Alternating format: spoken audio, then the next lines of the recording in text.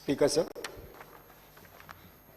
తమరి అనుమతితో రాష్ట్ర ప్రభుత్వం ఈ క్రింది తీర్మానాన్ని ప్రతిపాదిస్తున్నాము. సభ్యులందరినీ ఈ తీర్మానాన్ని ఏకగ్రీవంగా ఆమోదించవలసిందిగా విజ్ఞప్తి చేస్తూ, విశాల ప్రజా ప్రయోజనాల దృష్ట్యా Hyderabad core urban region metro network విస్తరించాలనే వివిధ వర్గాల డిమాండ్ మేరకు మెట్రో విస్తరణకు రాష్ట్ర ప్రభుత్వం నిర్ణయం తీసుకుంది. విస్తరణకు ఉన్న అడ్డంకులను, ఎదురవుతున్న సమస్యలను లోతుగా సమీక్షించింది. ప్రస్తుతం ఉన్న మెట్రో ఫేజ్ 1 మొత్తము 69 కిలోమీటర్ల మేరకు నిర్మాణం జరిగింది. ఫేజ్ 2A 76.4 కిలోమీటర్లు, ఫేజ్ 2B 86.1 కిలోమీటర్ల మేర విస్తరణ ప్రతిపాదనలు కేంద్ర ప్రభుత్వానికి సమర్పించడం జరిగింది. హైదరాబాద్ మెట్రో విస్తరణకు ప్రస్తుతం ఉన్న ప్రత్యేక పరిస్థితిని సభలో వివరంగా చర్చించడం శ్రీధర్ బాబు గారు వివరించడం జరిగింది. ఫేజ్ 1 మెట్రో నిర్వహణలో ప్రైవేట్ నిర్వహణలో ఉండగా కేంద్ర రాష్ట్ర ప్రభుత్వాల సంయుక్త భాగస్వామ్యంతో ఫేజ్ 2A అండ్ B ప్రభుత్వ ప్రాజెక్టుగా చేపట్టేందుకు ఎదురవుతున్న సాంకేతిక, చట్టపరమైన, నిర్వహణ సమస్యల్ని దృష్టిలోకి తీసుకోవడం జరిగింది.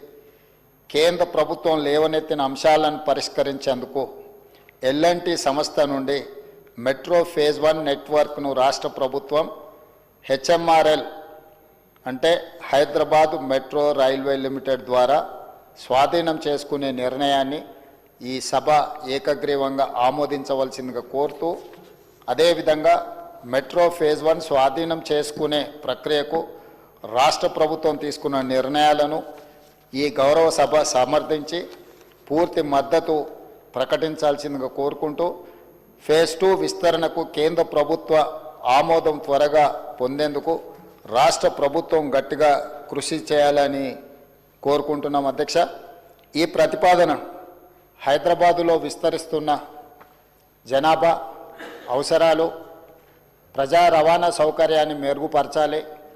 ఈ మెట్రో నగరాన్ని అంతర్జాతీయ స్థాయిలో గుర్తింపు తేవడానికి అవసరమైన కార్యాచరణను, ప్రణాళికల్ని మన రాష్ట్ర ప్రభుత్వం రచించుకున్నది. కాబట్టి ఈరోజు మెట్రో విస్తరణ జరగాలి అని అంటే కేంద్ర ప్రభుత్వం, రాష్ట్ర ప్రభుత్వం కలిసి విస్తరించాలి.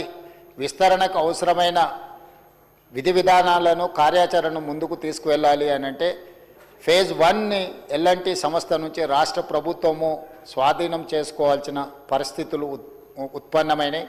అందుకోసం ఈరోజు మెట్రో 1ని L&T నుంచి రాష్ట్ర ప్రభుత్వము స్వాధీనం చేసుకోవడానికి అవసరమైన తీర్మానాన్ని ఈరోజు సభలో ప్రవేశపెట్టడం జరిగింది. సభ్యులందరినీ ఏకగ్రీవంగా ఈ తీర్మానాన్ని ఆమోదించవలసిందిగా తమరి ద్వారా విజ్ఞప్తి చేస్తున్నాను. అధ్యక్ష, సభ్యులందరూ ఏకగ్రీవంగా ఈ తీర్మానానికి మద్దతు పలికినందుకు తమరి ద్వారా సభ్యులందరికీ మనస్ఫూర్తిగా అభినందనలు, కృతజ్ఞతలు తెలియజేస్తున్నాను. అధ్యక్ష, resolution has moved. The question is that the government resolution is before the house. Those who are for the resolution, please say aye. Those who are against, please say no.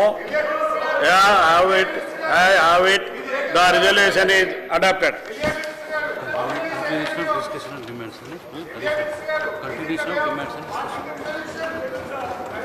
Continuation of discussion of demands.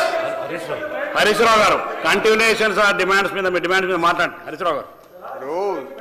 Speaker sir, ఒక resolution ఏకగ్రీవంగా pass చేయాలంటే మా అభిప్రాయమే తీసుకోకుండా మీరే ఏకగ్రీవంగా ఎట్లా pass చేసుకుంటారు sir? సభ్యులు అంగీకరించినందుకు మేము ధన్యవాదాలు తెలుపుతున్నామని ఎట్లా చెప్తారు sir? Sir, this is not the way of passing the resolution sir.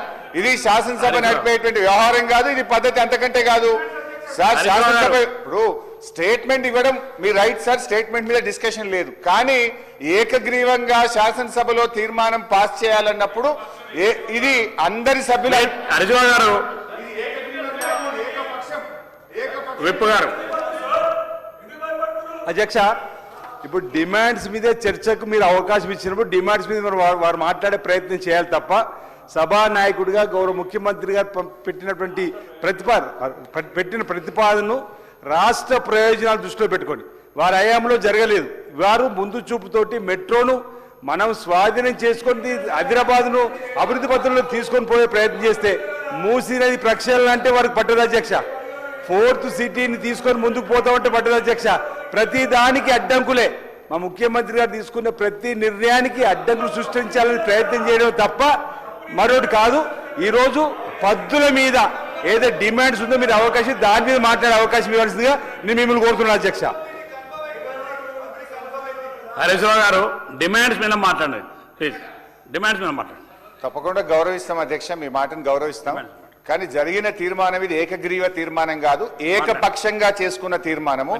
ఈ సభ నడుపుతున్న తీరు పట్ల మా యొక్క తీవ్రమైన నిరసనను, ప్రొటెస్ట్ ను తెలియజేస్తూ now I will go on to the demand.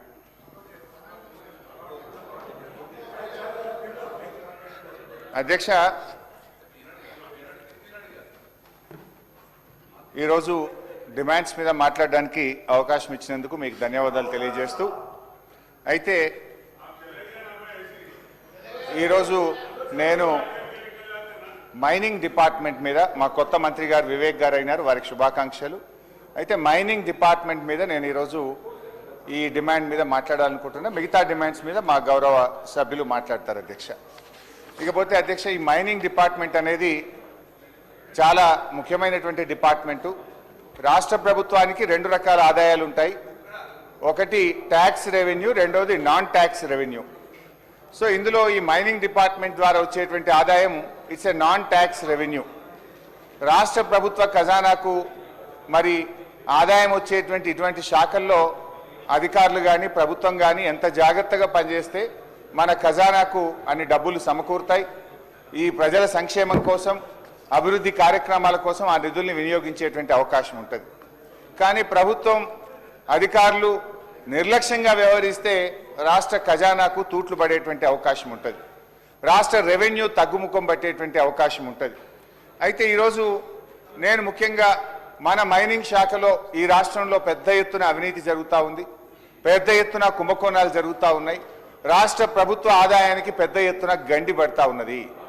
నేను ఏం మాట్లాడినా ఆధారాలతోని, డాక్యుమెంట్స్తోని ప్రభుత్వానికి మేలు జరగాలి, రాష్ట్ర ఖజానాకు తూట్లు పడద్దు, రాష్ట్ర ప్రజలకు నష్టం జరగద్దు, ఇది వ్యక్తుల కోసం కాదు, ఈ వ్యవస్థ ప్రజల కోసం అనేటువంటి దాని మీద నేను మాట్లాడేటువంటి ప్రయత్నం చేస్తా ఉన్నా.